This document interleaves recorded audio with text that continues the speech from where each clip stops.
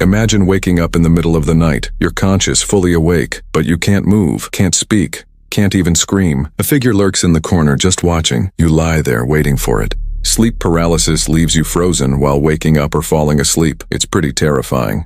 3 wild sleep paralysis stories that'll totally make you question reality. Turn off your lights, stay awake, let's go. The Shadow Man. My name is Michael and I was 19 when I had my first episode of sleep paralysis. I'd heard about it before, read articles online, watched videos. I thought I understood what it was. A trick of the brain, nothing to be afraid of. I was wrong. I was living in a dorm room at college in Boston, a small space, just big enough for a bed, a desk, and a closet. My roommate had moved out halfway through the semester, so I had the room to myself. I liked the privacy. I could stay up late, keep my own schedule, and sleep whenever I wanted. That's probably why it started.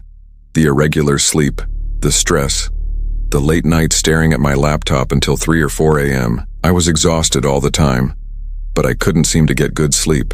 One night in late November, I finally crashed around 2 a.m. I fell asleep fast, deeper than usual, but a few hours later, I woke up. At least, I thought I woke up. My eyes were open. I could see my room, the desk, the window with the blinds half closed. The streetlight outside is casting a dim orange glow across the wall. Everything looked normal, but I couldn't move. I tried to sit up. Nothing. I tried to turn my head. Nothing. I tried to move my fingers, my toes, anything, but my body wasn't responding. It was as if I were trapped inside myself. And that's when I saw him.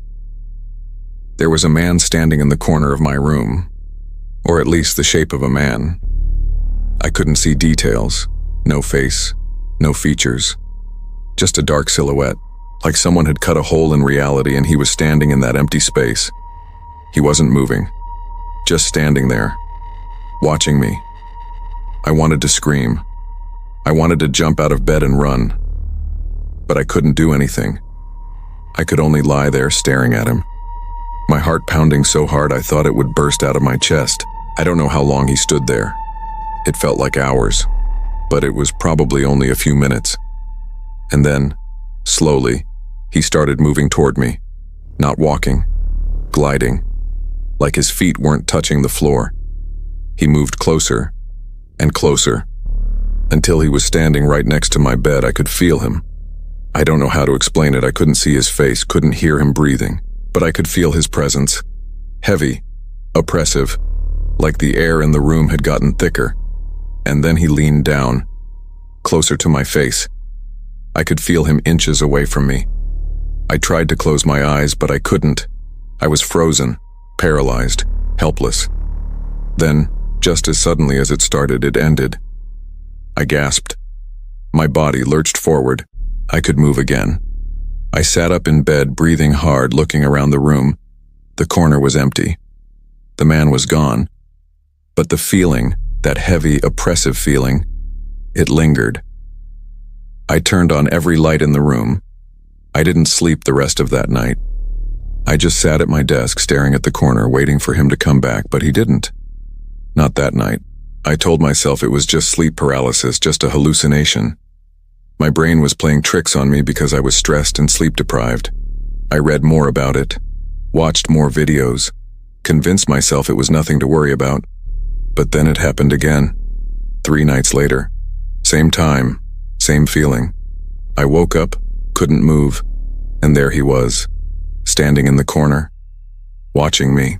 This time he didn't move closer. He just stood there, for what felt like an eternity.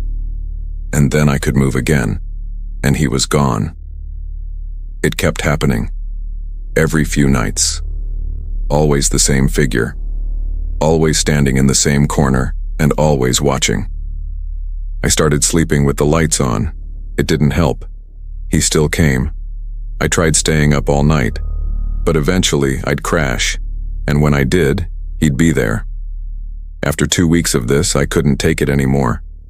I went to the health center on campus, talked to a counselor, told her everything. She said it sounded like classic sleep paralysis, suggested I work on my sleep schedule, reduce stress, avoid caffeine before bed. I tried. I really did. But it didn't stop. The last time it happened, something was different. I woke up in the middle of the night, couldn't move, and he was there. But this time, he wasn't in the corner. He was standing right next to my bed, right where he'd been that first night. And this time I heard something, a voice, low, raspy, right next to my ear. He said my name. I don't know how he knew it. I don't know how I heard it, but I did, clear as anything. Michael, and then he was gone. I could move again. I sat up, gasping, looking around the room. Empty, but I knew what I'd heard. It wasn't in my head. It wasn't a hallucination. He knew my name. I moved out of that dorm room the next day. I told the housing office I needed a transfer. They asked why. I didn't give them a real reason. I just said I needed a change. I never experienced sleep paralysis again after that. Not once. Not in my new room. Not anywhere else. But I still think about him. That shadow man. Standing in the corner, watching me. Waiting. And sometimes late at night I wonder if he's still there. In that old dorm room. Waiting for the next person to fall asleep. That was Michael's story. If you think that's creepy, wait until you hear what happened to the next person. It gets intense. Story 2, The Old Woman. My name is Rachel, and I've had sleep paralysis my entire life. Since I was a kid. It started when I was around 7 or 8 years old.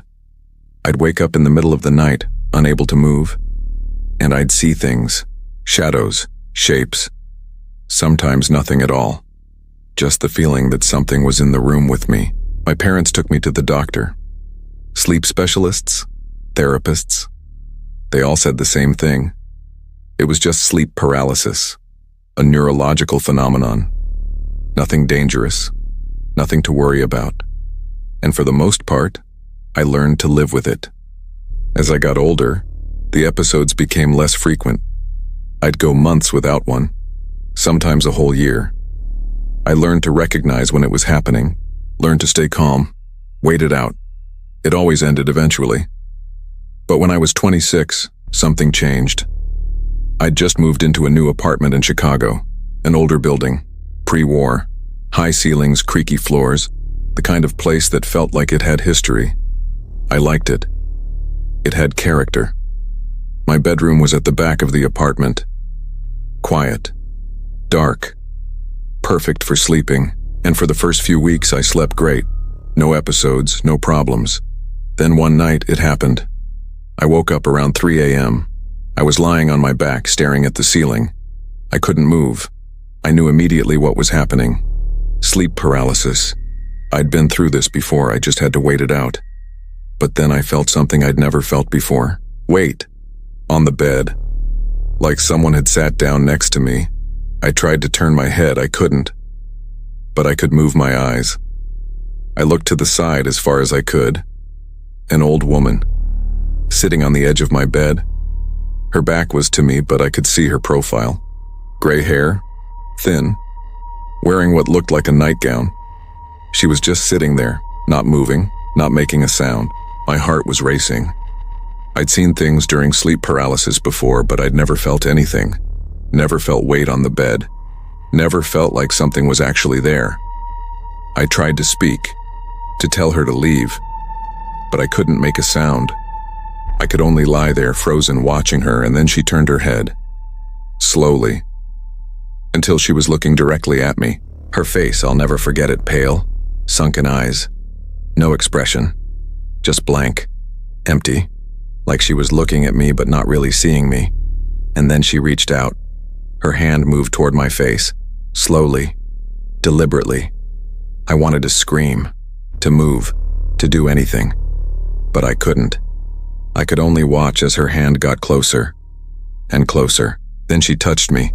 Her fingers brushed against my cheek. Cold. So cold it felt like ice. I could feel it. It wasn't a hallucination. It was real. She was real. And then, just like that, it ended. I gasped. Sat up. My body was mine again. I looked around the room. She was gone. But my cheek still felt cold where she'd touched me. I turned on the light. Checked the room. Nothing. No one. But I could still feel it. That cold touch. Lingering. I didn't sleep the rest of that night. I just sat in my living room with the lights on, trying to convince myself it was just my imagination. Just a more vivid episode than usual. But I knew better. I'd felt her. She'd touched me. That wasn't supposed to happen. The next night I didn't want to sleep in my bedroom. I crashed on the couch instead. But it didn't matter. Around 3 a.m. it happened again. I woke up, couldn't move, and she was there, sitting on the couch, right next to me. This time she didn't turn to look at me. She just sat there, her hand resting on my arm. Cold, heavy. I could feel her fingers pressing into my skin. It hurt, not a sharp pain, a dull, aching pressure, like she was draining something out of me. And then she was gone. I could move again. I sat up, gasping, looking at my arm. There were marks, faint but visible. 5 small bruises where her fingers had been. That's when I knew this wasn't just sleep paralysis. This was something else. I moved out of that apartment 2 weeks later. I couldn't stay there. Every night she came. Sometimes she sat on the bed. Sometimes she stood in the corner. Once I woke up and she was lying next to me, her face inches from mine, staring. I stopped sleeping. I'd stay awake as long as I could. But eventually, exhaustion would take over. And when it did, she'd be there. After I moved, the episode stopped. Completely. I haven't had sleep paralysis since. Not once. Not in 3 years. But I still have the scars. Faint marks on my arms, my shoulders, places where she touched me. Doctors said they're just old bruises, maybe self-inflicted during sleep. But I know the truth, she was real, and she left her mark on me. I don't know who she was, or why she came to me, but I know this. Whatever I saw during those episodes, it wasn't just in my head. It was something else, something I hope I never encounter again. That was Rachel's story. Just one more to go, and this one might be the creepiest. Sometimes sleep paralysis never really leaves. Story 3. The Watcher. My name is David, and I need to tell you about something that's been happening to me for the past year. I don't know if it's sleep paralysis. I don't know if it's something else. But I know it's real, and I know it's not going away. It started in March of last year. I was living alone in a small house in rural Virginia. Quiet area. No neighbors nearby. Just woods and fields. I liked the isolation. I worked from home, so I didn't need to be close to anyone. I'd never had sleep paralysis before. Never even thought about it. But one night, it just happened. I woke up around 4 a.m. My room was dark except for the faint glow of my alarm clock. I tried to roll over, but I couldn't move. My body felt heavy, locked in place. I looked around the room as much as I could, and that's when I saw it.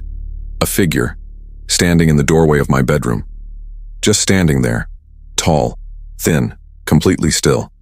I couldn't see details, it was too dark, but I could see the outline and I could feel it, watching me. I don't know how long it stood there. Maybe a minute, maybe longer. Then I could move again. I sat up, turned on the light. The doorway was empty.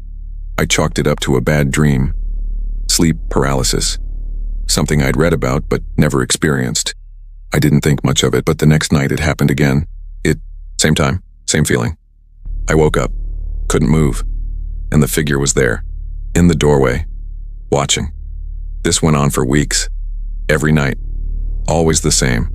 I'd wake up paralyzed, and it would be there, just standing, watching. I started dreading going to sleep. I'd lie awake for hours trying to avoid it, but eventually I'd fall asleep. And when I did, it would come. I tried everything. Sleeping with the lights on, locking my bedroom door, even sleeping in different rooms. It didn't matter. No matter where I was, it would find me. And then, after about a month, something changed. It started moving closer. The first time, it took a single step into the room. Just one. Then I could move again, and it was gone. The next night, it took 2 steps. Then 3. Each night, it got a little closer. I stopped sleeping in my bedroom. I slept on the couch, in the guest room, even in my car a few times. But it didn't matter. Wherever I fell asleep, it would appear, and it kept getting closer. After 2 months, it was standing right next to my bed. I woke up one night, paralyzed, and it was there, right beside me. I could feel its presence. Heavy, oppressive. I still couldn't see its face, but I knew it was looking at me. And then I felt something I'll never forget. A hand, cold, pressing down on my chest. Not hard, just there. Resting, like it was claiming me. I couldn't breathe. Not because it was choking me, but because I was so terrified I forgot how. Then it was over. I gasped, sat up. It was gone, but I could still feel the cold on my chest. It's been a year now, and it still comes, every night, without fail. But now, it doesn't just stand there. Now, it sits on the edge of my bed, or in the chair in the corner. Sometimes it lies down next to me. I've seen doctors, sleep specialists, therapists. They all say the same thing: sleep paralysis, hallucinations, stress. But I know better. This isn't a hallucination. This is real. And it's not going away. I've tried moving. Twice. It followed me. I've tried medication. Doesn't help. I've tried staying awake for days. But eventually, I collapse. And when I do, it's there. I don't know what it is. I don't know what it wants. But I know this. It's not going to leave. It's part of my life now. Every night. Watching. Waiting. And the worst part? I'm getting used to it. I don't panic anymore. I just lie there. Wait for it to be over. Accept that it's there. Maybe that's what it wants. Maybe it's waiting for me to stop fighting, I don't know. But I'm tired. So tired. If you're experiencing sleep paralysis, I hope it's just in your head. I hope it's just your brain playing tricks. Because if it's not, if it's something else, then I'm sorry. Because once it starts, it doesn't stop. 3 people, 3 encounters, 3 experiences that blur the line between sleep and reality. Subscribe to SpookFeed for more awesome stories and support us. If you've experienced sleep paralysis, you're definitely not alone. What's really happening? Until next time, sleep well, or don't. Maybe it's safer to stay awake.